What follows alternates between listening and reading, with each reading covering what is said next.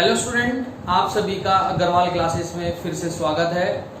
आज हम 12th की अकाउंटेंसी से रिलेटेड मेन चैप्टर पढ़ने जा रहे हैं। अभी तक हम लोगों ने पढ़ा एडमिशन ऑफ ए पार्टनर। आज हम स्टूडेंट पढ़ेंगे retirement of a partner. Retirement of a partner यानी एक पार्टनर जब बिजनेस को छोड़ के जाएगा तो क्या ट्रीटमेंट्स होंगे, कौन कौन सी प्रॉब्लम फेस होंगी, कौन कौन से ट्रीटमेंट हमने करने होंगे।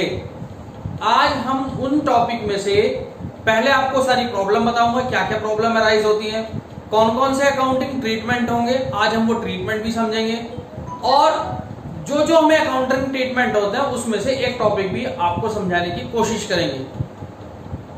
इस चैनल को सब्सक्राइब जरूर करते रहना, ज्यादा से ज्यादा लोगों तक पहुंचाने की कोशिश करना। सो गाइस, स्टार्ट करते हैं हम अपना टॉपिक 12th स्टैंडर्ड से रिलेटेड अकाउंटेंसी में retirement of a partner. Topic is retirement of a partner. Retirement होता क्या है? A partner has the right to retire from the firm after giving due notice in advance. अगर एक partner business को छोड़ना चाहता है, बिजनेस से रिटायरमेंट लेना चाहता है, तो उसको एक एडवांस में नोटिस देना होगा फर्म को कि मैं आपका बिजनेस छोड़ना चाहता हूं। ये फाइनेंशियल ईयर कंप्लीट कराने के बाद मैं आपके बिजनेस को लीव कर दूंगा। Old partnership comes to an end. जो पुरानी पार्टनरशिप थी वो बंद हो जाएगी। कब बंद होगी? जब एक पार्टनर बिजनेस से रिटायरमेंट ले लेगा और उसके बाद नई पार्टनरशिप डीड अराइज हो जाती है किन के बीच में? जो बाकी पार्टनर बचे हुए हैं। After the retiring of a partner but the firm continues and a new partnership comes in existence between the remaining partners। हमारी जो पार्टनरशिप थी वो लगातार चलती रहेगी, फर्म कभी बंद नहीं होता। एक पार्टनर के छोड़ के जाने से फर्म हमारा बंद नहीं होता, बल्कि उन दो पार्टनर के बीच में जो रिमेनिंग पार्टनर्स हैं उनके बीच में नई पार्टनरशिप फर्म स्टार्ट हो जाती है। सबसे पहली बात, एक रिटायरिंग पार्टनर को क्या क्या लेने का राइट है। जब वो बिजनेस को छोड़कर जाएगा तो वो क्या क्या लेकर जाएगा? एक चीज तो कंफर्म है, जितनी उसने कैपिटल लगाई थी तो वो कैपिटल लेगा। उसके साथ साथ गुडविल में शेयर लेगा। हमने जब एडमिशन पढ़ा था तो स्टूडेंट याद है, हमने उसको गुडविल मंगाई थी। अब जब वो जाएगा तो गुडविल में शेयर भी अपना लेकर जाएगा। उसके सामने जितने भी रिजर्व क्रिएट होंगे उनमें से भी अपना शेयर लेकर जाएगा। और रिटायरमेंट जिस दिन लेगा उस दिन हम अपनी एसेट्स और लायबिलिटी का रिवैल्यूएशन करते हैं। एडमिशन में भी किया था हम लोगों ने रिवैल्यूएशन। जब नया आया उसी दिन हमने कैलकुलेट करी थी कि हमारी एसेट्स और लायबिलिटी में क्या क्या चेंज हुए। तो स्टूडेंट सेम ट्रीटमेंट हमारे रिटायरमेंट में भी होने हैं। अब रिटायरमेंट पता लग गया, अब क्या क्या हमारे पास अकाउंटिंग प्रॉब्लम्स आती है। सबसे पहली प्रॉब्लम हमें क्या करना होगा? न्यू प्रॉफिट शेयरिंग रेशियो निकालना और गेनिंग रेशियो निकालना। सबसे पहली रिक्वायरमेंट हमारी क्या बनेगी कि हमारा न्यू प्रॉफिट शेयरिंग रेशियो क्या है और हमारा गेनिंग रेशियो क्या है। दूसरी बात, हमें निकालना होता है ट्रीटमेंट ऑफ गुडविल। दूसरे नंबर पे हम क्या सीखेंगे? गुडविल का ट्रीटमेंट कैसे होता है। तीसरे नंबर पे जितने भी एसेट्स और लायबिलिटी में चेंज हुए हैं उनसे क्या ट्रीटमेंट होगा। उसके बाद जितने भी ऑलरेडी हमारे पास रिजर्व्स है उनका क्या ट्रीटमेंट होगा। पेमेंट कैसे करेंगे रिटायरिंग पार्टनर्स को। स्टूडेंट, मैं यहाँ आपकी बात को समझाना चाहता हूं। जब कोई पार्टनर रिटायरमेंट लेता है तो उसके पेमेंट में हमारे सामने दो स्थिति आती है, या तो हम उसको पेमेंट कर दें या हम उसका पैसा लोन में ट्रांसफर कर दें। लेकिन कुछ स्थिति ऐसी होती है कि सपोज किसी का 1000 रुपए का पेमेंट बैठता है, 700 रुपीज मैंने कैश पे कर दिया, बाकी का क्या करेंगे? लोन में ट्रांसफर कर देंगे। तो स्टूडेंट, ये क्वेश्चन पे डिपेंड करता है। अगर क्वेश्चन कुछ नहीं बताता तो हम रिटायरिंग पार्टनर का शेयर उसके लोन अकाउंट में ट्रांसफर करेंगे, उसको कैश पेड आउट नहीं करेंगे। एट द लास्ट होगा adjustment of capital. So students, आज हम स्टार्ट करते हैं सबसे पहली अकाउंटिंग प्रॉब्लम। आज हम स्टार्ट करते हैं सबसे पहली accounting problem, new profit sharing ratio और गेनिंग रेशियो कैलकुलेट करना। स्टूडेंट, मेरी बात को जरा बहुत ध्यान से समझेंगे सभी। मैं पहले 2 मिनट की बात करना चाहता हूं आपसे एडमिशन की। एडमिशन में स्टूडेंट क्या था? ए और बी दो पार्टनर थे, सपोज 5:3 में। हमने किसी नए पार्टनर को एडमिशन दिया था, उसका शेयर 2 था तो आफ्टर एडमिटिंग द पार्टनर्स, ये हमारा न्यू रेशो बन गया। यानी काम वही है, एडमिशन में एक बुलाया था, रिटायरमेंट में एक बिजनेस से चला जाएगा। ट्रीटमेंट्स वही होने, लेकिन स्टूडेंट एक बात और ध्यान रखना, एडमिशन की कंपैरिजन में रिटायरमेंट बहुत आसान टॉपिक है। एडमिशन की कंपैरिजन में यहां वर्किंग भी कम करनी पड़ती है। तो तीनों में से ये तो कंडीशन तब थी जब दो पार्टनर थे, तीसरा आ गया था, लेकिन अब क्या होगा, ए बी सी तीन पार्टनर है 5-3-2 में ही। अब बी चाहता है कि मैं तो बिजनेस को छोड़ के चला जाना चाहता हूं, ठीक है आप छोड़ के चले जाइए। यानी एडमिशन में एक पार्टनर ऐड हुआ था, रिटायरमेंट में एक पार्टनर हमारे बिजनेस से कम हुआ। वहां पे भी हमने न्यू रेशो निकालना समझा था, लेकिन यहां पर आप न्यू रेशो निकालना समझे, देखना मेरी बात को ध्यान से समझना। न्यू रेशो दो प्रकार से कैलकुलेट होता है। यहां पर न्यू रेशो दो प्रकार से कैलकुलेट होता है, वो कैसे कैलकुलेट होगा हम यहां पर समझेंगे। सबसे पहले calculation, no information is given. सबसे पहली टॉपिक क्या है, नो इंफॉर्मेशन इज गिवन। कोई भी इंफॉर्मेशन नहीं दे रखी, कोई भी इंफॉर्मेशन नहीं दे रखी। इनको सर किस टाइप की इंफॉर्मेशन नहीं दे रखी, ध्यान से सुनना। ए बी और सी तीन पार्टनर हैं जिनका प्रॉफिट शेयरिंग रेशियो 5-3-2 है। बस क्वेश्चन में एक इंफॉर्मेशन दी है कि ए बिजनेस को छोड़ के जाना चाहता है। स्टूडेंट इस टॉपिक पे ध्यान रखना, ये जो पहला न्यू रेशो निकालने का पहला तरीका, जब कोई इंफॉर्मेशन नहीं होती तो कैसे कैलकुलेट होगा। तीन पार्टनर है ए बी सी, तीनों में से ए कह रहा है कि मैं बिजनेस को छोड़ के जाना चाहता हूं, ठीक है तू बिजनेस को छोड़ के चला जा। अब प्रॉफिट किस किस के पास रह गया, बी और सी के। तो अंडरस्टूड है, हमारे फर्म का न्यू रेशो क्या बचा, 3:2। कुछ भी कैलकुलेशन तो नहीं करनी पड़ी स्टूडेंट, सिंपल सा लॉजिक है। आपको ये पता था तीन पार्टनर थे, तीन में से एक चला गया, बाकी प्रॉफिट दो जनों के बीच में बंटना है। यानी इसका मतलब अब भविष्य में जो भी प्रॉफिट होगा वो किस किस के बीच में डिस्ट्रीब्यूट होगा, बी और सी के बीच में। यही इनका न्यू रेशो। तो न्यू रेशो की पहली सिचुएशन आप समझ चुके होंगे, डाउट तो नहीं है। लेकिन अब ये बिजनेस को छोड़ के चला गया, इसकी जेब में जो प्रॉफिट जाता था वो कहां गया।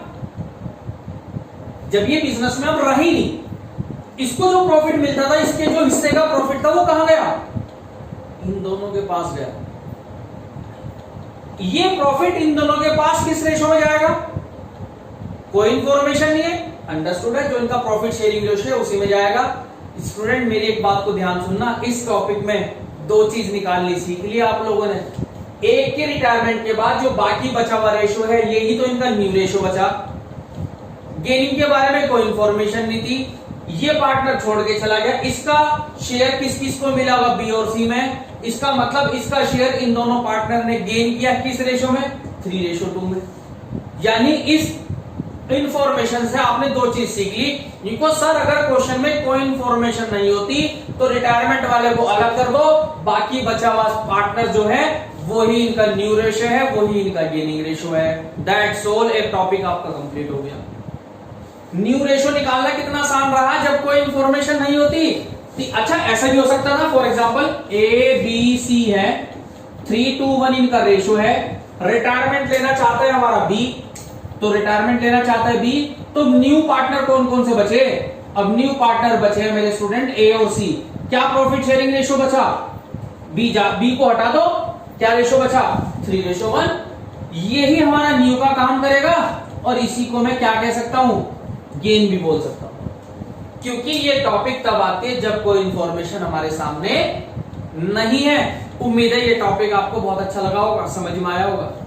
दूसरा पॉइंट और समझिए, दूसरे पॉइंट को हम बोलते हैं ऑफ। इनको सर ये क्या चीज है, ये भी एक ट्रिक है समझने की। कैसे समझेंगे, ध्यान से देखिए। Suppose there are 3 partners, profit sharing ratio 3:1। Clear. C want to retire the firm, C चाहता है मैं बिजनेस को छोड़ के जाना चाहता हूं। एप्लीकेशन दे रखी थी इसने हमें पहले से, हम एग्री हैं, छोड़ के चला जा। अब क्वेश्चन में बता दिया सीज शेयर, जो सी बिजनेस को छोड़ के चला गया, जो सी का शेयर है वो किस किस के पास जाएगा, ए और बी के पास, in the ratio of 2:1, in the ratio of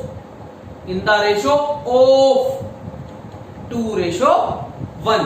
यानी जो सी बिजनेस को छोड़ के जा रहा है, इस पार्टनर का शेयर कौन कौन गेन करेंगे, ए और बी, लेकिन किस रेशो में, 2:1। Totally information in given in the question, not from me side और योर साइड। अब क्या होगा, सबसे पहले इसका मतलब जब सी बिजनेस को छोड़ के जाएगा तो सी का शेयर कौन कौन गेन करेगा, ए और बी। तो ए ने कितना गेन किया, सोच के बताना स्टूडेंट। ए जो गेन करेगा, किसका शेयर गेन करेगा, जो छोड़ के जा रहा है। छोड़ के कौन जा रहा है, सी का शेयर कितना है, 1/3 + 2 5 + 1 यानी 1/6 है।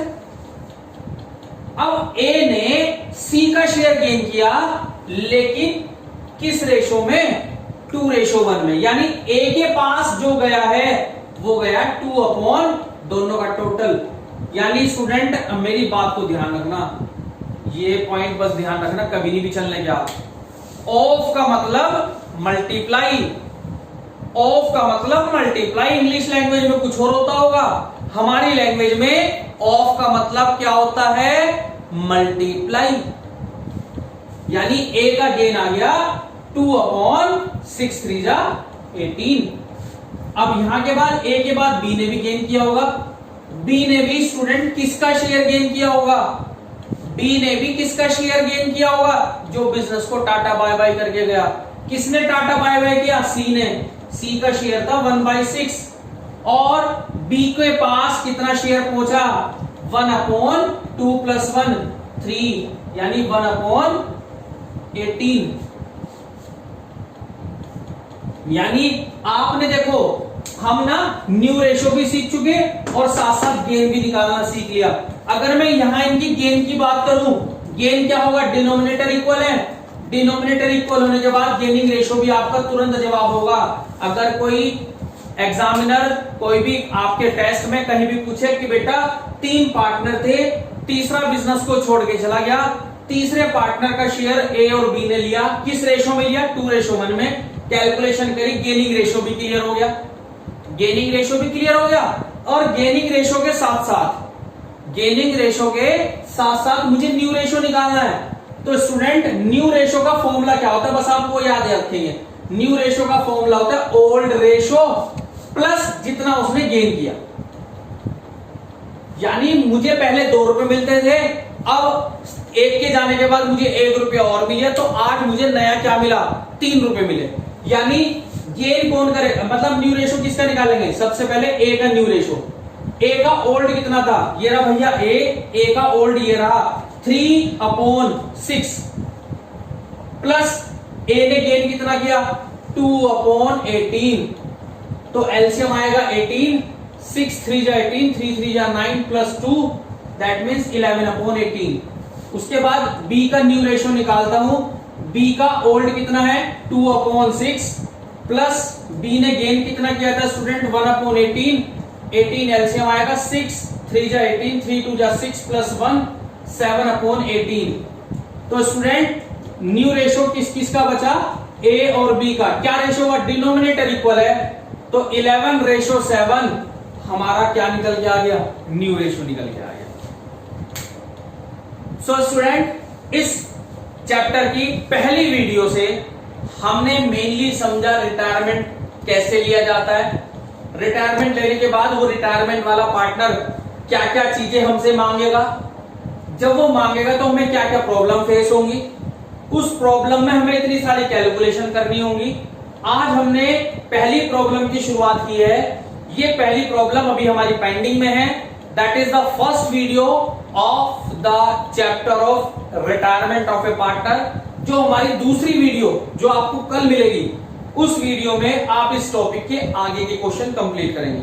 हम स्टूडेंट नेक्स्ट वीडियो में ये टॉपिक और ये टॉपिक दोनों कवर कर लेंगे, कोशिश करेंगे दोनों टॉपिक को कवर करने की। सो गाइस, आई होप आपको ये मेरी वीडियो बहुत अच्छी लगी होगी, पसंद आया होगा। इन्हीं शब्दों के साथ thank you, have a nice day.